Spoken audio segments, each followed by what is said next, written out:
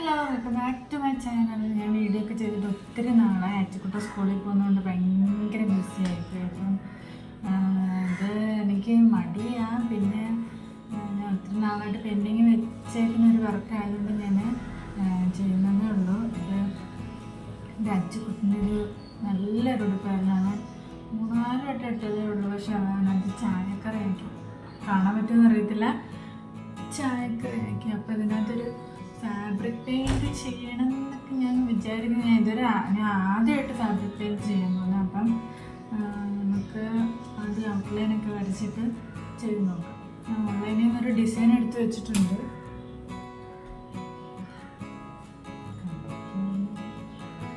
ഒരു ഡിസൈൻ എടുത്ത് വെച്ചിട്ടുണ്ട്. ഇതിനകത്ത് ഡിസൈൻ വെച്ചിട്ട് നമുക്ക് ചെയ്ത് നോക്കാം. ഞാൻ ആദ്യം പെൻസിൽ വെച്ചിട്ട് ഔട്ട്ലൈൻ ചെറുതായിട്ട് വരച്ചു കൊടുക്കുകയാണ്. എല്ലാം റഫായിട്ടാണ് ചെയ്യുന്നത്. ഞാൻ എല്ലാം ആദ്യമായിട്ടാണ് ചെയ്ത് നോക്കുന്നത്. ഫാബ്രിക് പെയിൻറ്റ് ഞാൻ ഇതുവരെ ട്രൈ ചെയ്തിട്ടില്ല. കുറച്ചുകൂടെ സമയവും ക്ഷമയൊക്കെ ഉണ്ടെങ്കിൽ നമുക്ക് പേപ്പർ വെച്ചിട്ട് ട്രേസ് ചെയ്തൊക്കെ വൃത്തിയായിട്ട് ചെയ്തെടുക്കാൻ പറ്റും. ഞാൻ പിന്നെ എനിക്ക് വലിയ ക്ഷമയൊന്നും ഇല്ലാത്തതുകൊണ്ട് ഞാനിങ്ങനെ ഫ്രീ ഹാൻഡിൽ അങ്ങ് ചെയ്യുന്നതാണ്. പിന്നെ വേറെ എന്തുവാ, അപ്പം നമുക്ക് പെൻസിൽ വെച്ചിട്ട് ഫുള്ള് ഔട്ട്ലൈൻ വരച്ച് കഴിഞ്ഞിട്ട് ബാക്കി പെയിൻറ്റ് ചെയ്തെടുക്കാം. അപ്പം നിങ്ങൾ ആദ്യമായിട്ട് എൻ്റെ ഈ ചാനൽ കാണുന്നതെന്നുണ്ടെങ്കിൽ വീഡിയോ ഇഷ്ടപ്പെടുകയാണെങ്കിൽ ഉറപ്പായിട്ട് സബ്സ്ക്രൈബ് ചെയ്യാൻ മറക്കല്ലേ. പിന്നെ അടുത്തുള്ള ബെല്ലൈക്കൺ കൂടി എനേബിൾ ചെയ്ത് വെച്ചാൽ ഞാൻ എപ്പോൾ വീഡിയോ ഇട്ടാലും അപ്പം തന്നെ കാണാൻ പറ്റും.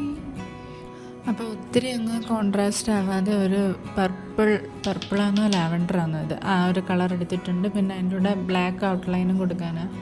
ആദ്യം ഞാൻ ഈ സ്കൈ ബ്ലൂ കളർ എടുക്കാമെന്ന് വിചാരിച്ചു. പക്ഷേ അതങ്ങ് ഒത്തിരി കോൺട്രാസ്റ്റ് കളറായിപ്പോവും. അതുകൊണ്ട് പിന്നെ ഞാൻ ഈ പർപ്പിളാണോ ലാവൻഡറാണോ എന്ന് എനിക്കറിയത്തില്ല, ആ കളർ എടുത്തിട്ടുണ്ട്. അപ്പോൾ 2 ബ്രഷ് ഞാൻ എടുത്തിട്ടുണ്ട്. ഒന്ന് കുറച്ച് സ്റ്റിഫായിട്ടിരിക്കുന്ന ബ്രഷ്, അതാകുമ്പോൾ നമുക്ക് ഔട്ട്ലൈൻ നല്ല വൃത്തിയായിട്ട് വരയ്ക്കാൻ പറ്റും. അപ്പം ഔട്ട്ലൈനകത്തൂടെ ഞാൻ ഈ കളറ് അപ്ലൈ ചെയ്ത് കൊടുക്കുകയാണ്. ഇച്ചിരി പാടായിരുന്നു. ക്ലോത്ത് ആകുമ്പോൾ നമുക്കറിയാമല്ലോ, അതിനകത്ത് പെയിൻറ്റ് പറ്റിയെടുക്കാൻ കുറച്ച് സമയം എടുക്കും.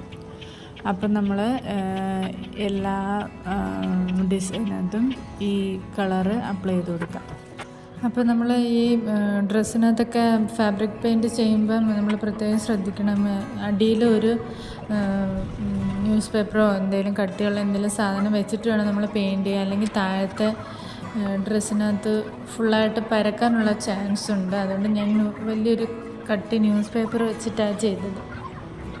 അപ്പോൾ നമ്മുടെ ഡിസൈനെല്ലാം ഒരു ഇത് ഇവിടെ കംപ്ലീറ്റ് ആയിട്ടുണ്ട്. ഇനി നമുക്ക് ബ്ലാക്ക് ഔട്ട്ലൈൻ വെച്ചിട്ട് ഫുള്ള് കംപ്ലീറ്റ് ചെയ്യാം. ബ്ലാക്കോട് വരയ്ക്കുമ്പോഴാണ് ശരിക്കുള്ള ഭംഗി നമുക്കറിയാൻ പറ്റുന്നു. ഇത്രയും കഷ്ടപ്പെട്ട് ചെയ്തിട്ട് അച്ചുക്കുട്ടന് ഇത് ഇഷ്ടപ്പെടുമോ എന്ന് അറിയത്തില്ല. എന്നാലും നമുക്ക് നമ്മുടെ മനസ്സിൻ്റെ ഒരു തൃപ്തിക്ക് വേണ്ടിയിട്ട് ഞാൻ ചെയ്യുന്നതേ ഉള്ളൂ.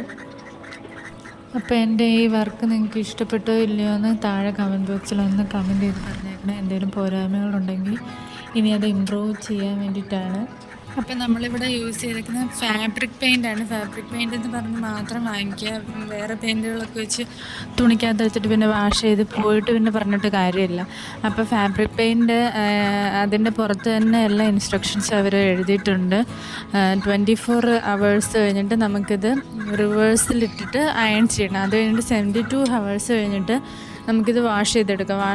ഞാൻ വാഷ് ചെയ്തൊക്കെ നോക്കിയതാണ്, ഒന്നും പറ്റത്തില്ല. പെയിൻറ്റ് ഒരു പൊടി പോലും ഇളകത്തില്ല. അപ്പം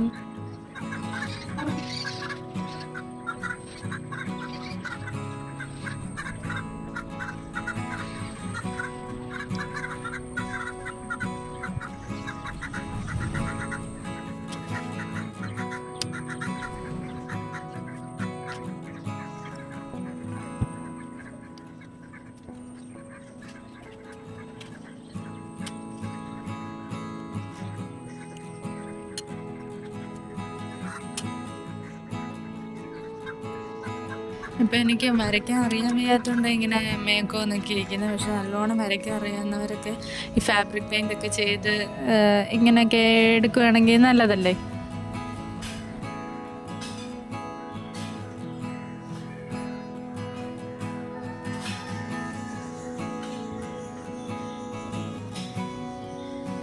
ഇനി നമുക്കിത് 24 hours കഴിഞ്ഞിട്ട് റിവേഴ്സ് ഇട്ടിട്ട് അയൺ ചെയ്യണം. അത് കഴിഞ്ഞിട്ട് 72 hours കഴിഞ്ഞിട്ട് വാഷ് ചെയ്യാൻ പറ്റും. അപ്പം